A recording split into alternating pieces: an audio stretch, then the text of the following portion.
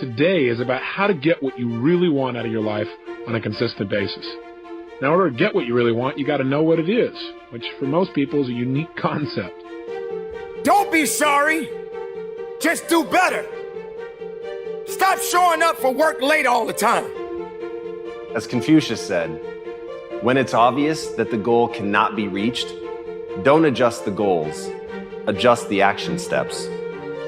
Seriously, when I ask people, what do you really want? The answer I usually get is something like, well, I don't know, or something general like, well, I wish I had a better relationship. I wish I could start my own business. I wish I had more money. I wish I could be more successful. The challenge with all those responses is they're so general, and they're not what you really want anyway. People don't want relationships. People don't want money. They don't want businesses. They don't want to be thinner.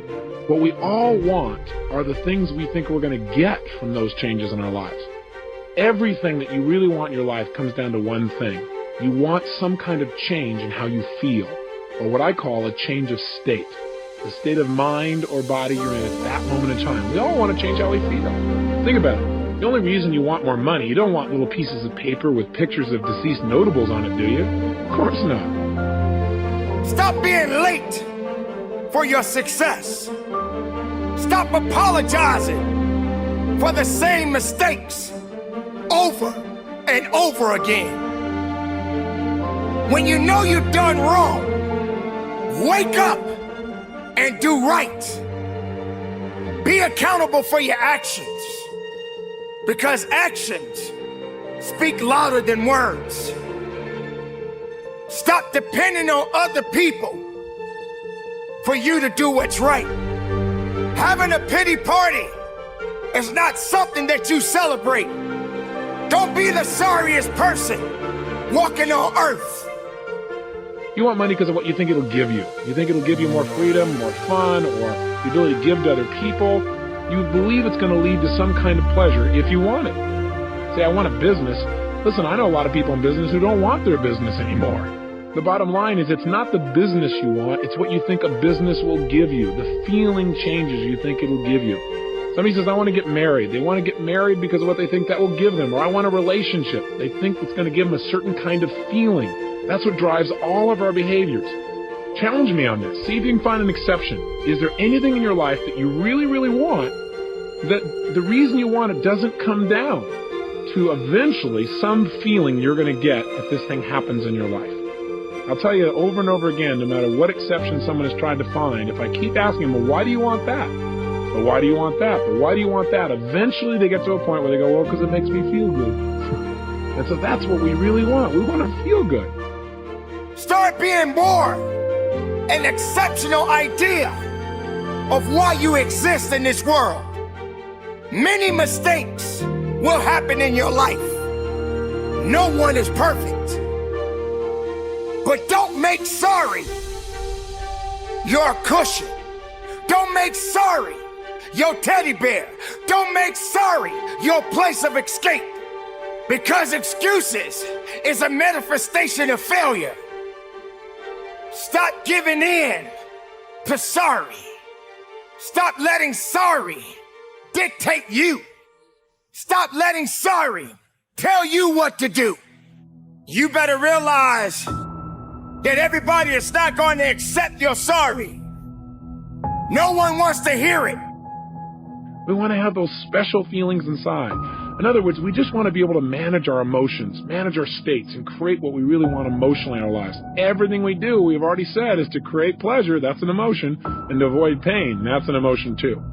And if we want to change our behavior, the quickest way to do that is change how we feel.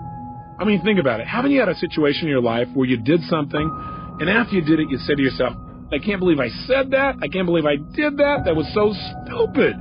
Have you ever had a situation like that? I mean, an area you're normally pretty smart in. You just did something really dumb. I know I have plenty of times. Haven't you also had the opposite experience, though? Where you were on a roll, where things were just flowing, where it was like you were unstoppable. And you don't even know how you were doing it. You were just like flowing, where after you did it, somebody said, you do that? And you went, yeah, that was me. And you don't know how you pulled it off. You were rather proud of it, though. Haven't you had those kind of times where you're just on a roll? So I got a question for you. What's the difference in your behavior?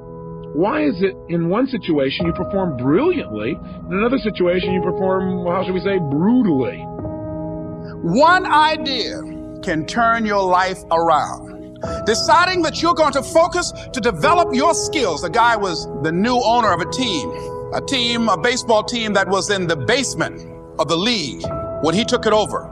He went to the pitcher and he said, "What is your best throw?" And he said, "Well, I got a good curveball and I've got a good fastball." And he went on talking about his different throws. He said, "But tell me this, what is your best throw?" He thought for a moment. He said, "I've got a good fastball." He said, "That's all I want you to work on. Nothing else. Just develop your fastball." The next year, they went to the World Series. Most people don't know where their fastball is. Most people go through life never discovering what their talents are. Most people never develop their talents.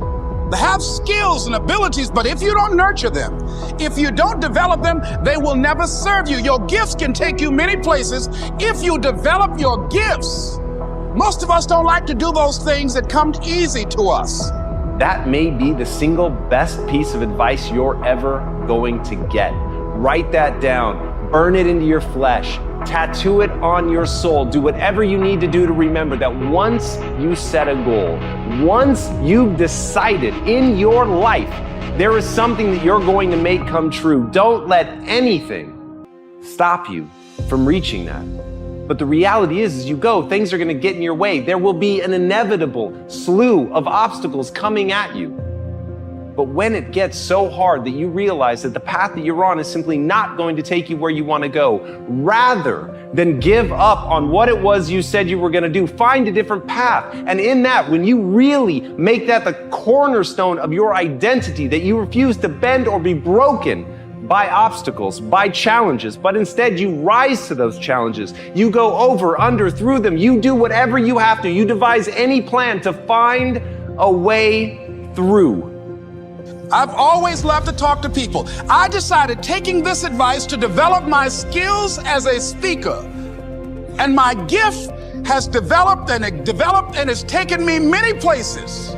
You have something that you brought to the universe, and that if you decide that my life deserves my developing this, what I do well, and becoming the best at it, and mastering myself, and seeing what I have within me, if you decide to drop your buckets where you are and develop your gifts, I grant you, you'll never ever be without. I grant you that your gifts will take you places that will literally amaze you. I grant you that if you begin to work to develop your gifts, you'll develop a strong sense of happiness. You'll get a larger vision of yourself, because part of beginning to get a larger vision of yourself, all of us need some area of our lives where we can have a feeling of competence. That people know when they think about this area, that's something you do. Then your life will change. Once that becomes your reaction to not change that thing that meant so much to you, that you dedicated your life to making it come true, that you don't change that, but rather you find another way. You tap into your creativity. You find somebody that can help you. You do whatever it takes to get on the other side of that. You do whatever it takes to build that life that you want to see. But if your reaction is to change your goal, to make it easier, to move it closer, to be less of who you could be, simply so you can check a box, you're never going to have anything that's worth having. And as Jesse Itzler said, the way you conquer self-doubt is by doing things that make you uncomfortable. And that's what stops people.